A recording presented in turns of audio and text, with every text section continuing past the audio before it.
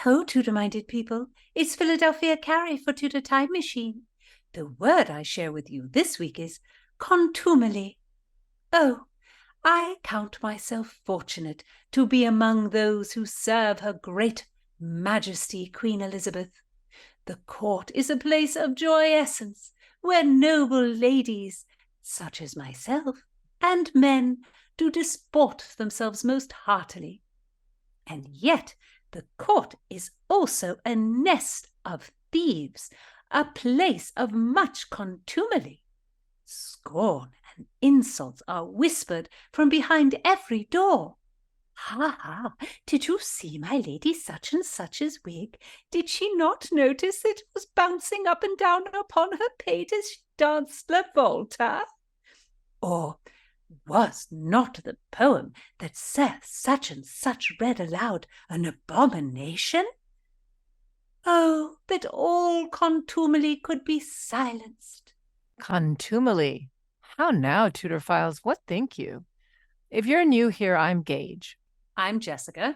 And we're here with Philadelphia Carrie for Tudor Word of the Week. Don't miss a word, and listen to the Tudor Time Machine Story Project. So diverting.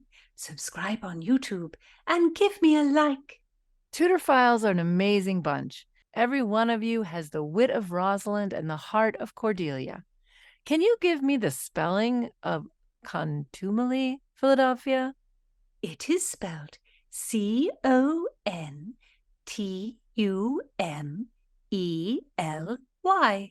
That's a hard one. I'm impressed. It means scorn or insolence or insulting language. Apparently it's from the Middle English word, and I don't know how to speak Middle English like those people who can read Chaucer in the original, but I think it's pronounced something like contumely. Ah, and this word is used in what is probably the most famous soliloquy in Shakespeare's whole canon. That's Hamlet's to be or not to be speech.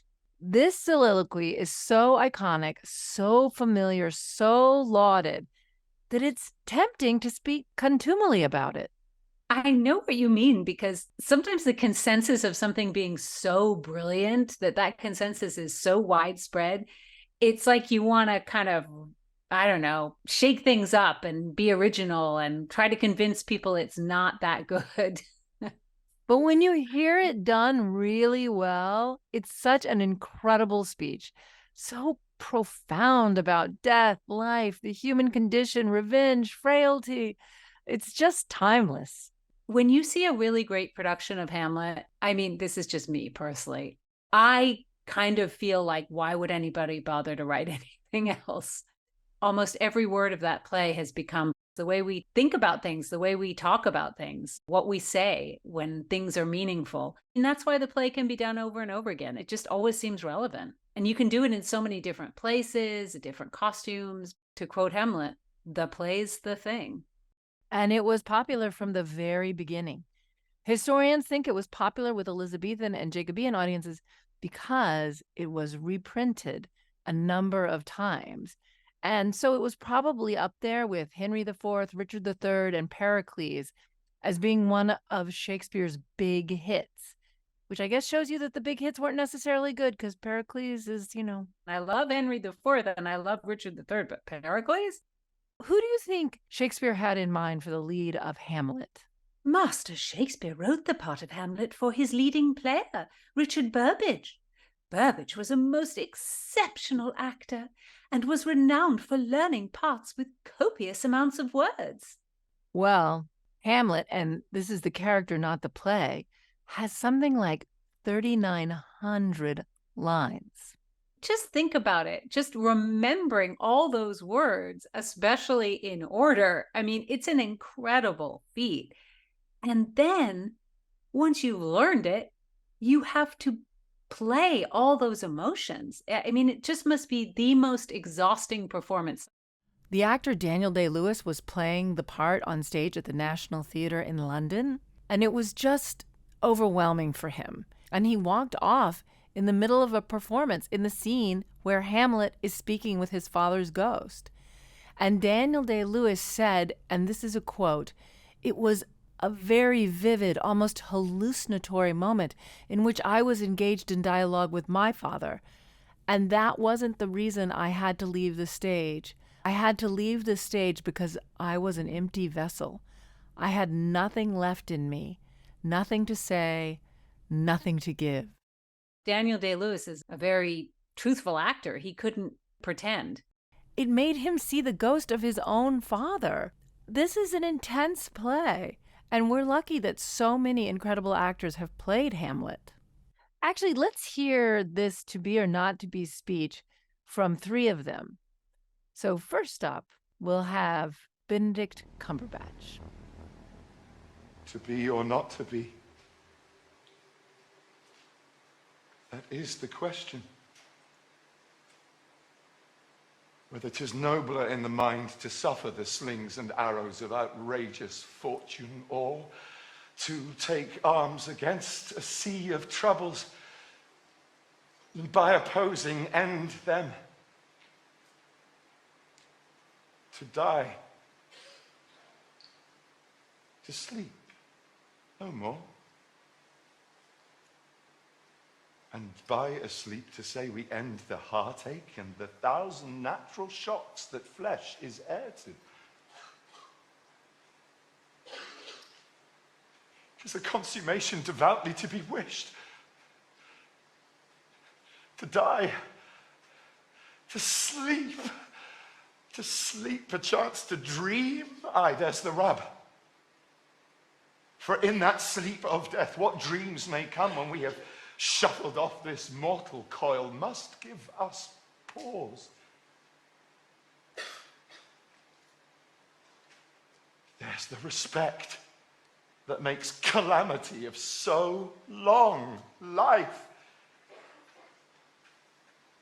For who would bear the whips and scorns of time, the oppressor's wrong, the proud man's contumely, the pangs of disprized love, the law's delay, the insolence of office, and the spurns that patient merit of the unworthy takes when he himself might his quietus make with a bare bodkin? Who would these fardels bear to grunt and sweat under a weary life, but for the dread of something after death? The undiscovered country from whose bourne no traveller returns. It puzzles the will. It makes us rather bear those ills we have than fly to others we know not of. Thus conscience doth make cowards of us all. And thus the native hue of resolution is sicklied o'er with the pale cast of thought. And enterprises of great pitch and moment, in this regard their currents turn awry and lose the name of action. This is Adrian Lester. To be or not to be? That is the question. Whether 'tis nobler in the mind to suffer the slings and arrows of outrageous fortune, or to take arms against a sea of troubles, and by opposing, end them.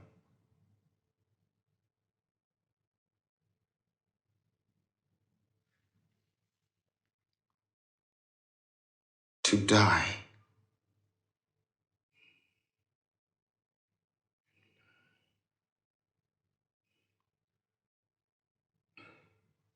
To sleep no more, and by a sleep to say we end the heartache and 1,000 natural shocks that flesh is heir to. 'Tis a consummation devoutly to be wished. To die, to sleep, perchance to dream. Oh, aye. There's the rub. For For in that sleep of death, what dreams may come when we have shuffled off this mortal coil must give us pause. There's the respect that makes calamity of so long life. For who would bear the whips and scorns of time, the oppressor's wrong, the proud man's contumely, the pangs of despised love, the law's delay, the insolence of office, and the spurns that patient merit of the unworthy takes, when he himself might his quietus make with a bare bodkin? And last, Andrew Scott. To be or not to be? That is the question. Whether 'tis nobler in the mind to suffer the slings and arrows of outrageous fortune, or to take arms against a sea of troubles, and by opposing, end them, to die, to sleep, no more, and by asleep to say we end the heartache and the 1,000 natural shocks that flesh is heir to. 'Tis a consummation devoutly to be wished. To die, to sleep,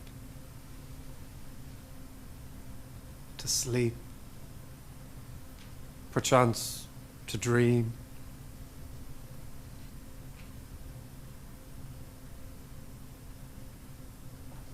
Aye, there's the rub. For in that sleep of death, what dreams may come when we have shuffled off this mortal coil must give us pause. There's the respect that makes calamity of so long life. For who would bear the whips and scorns of time, the oppressor's wrong, the proud man's contumely, the pangs of despised love, the law's delay, the insolence of office, and the spurns that patient merit of the unworthy takes? Wow. Philadelphia, which is your favorite performance? Master Richard Burbage's, of course. His performance is sadly not available on YouTube.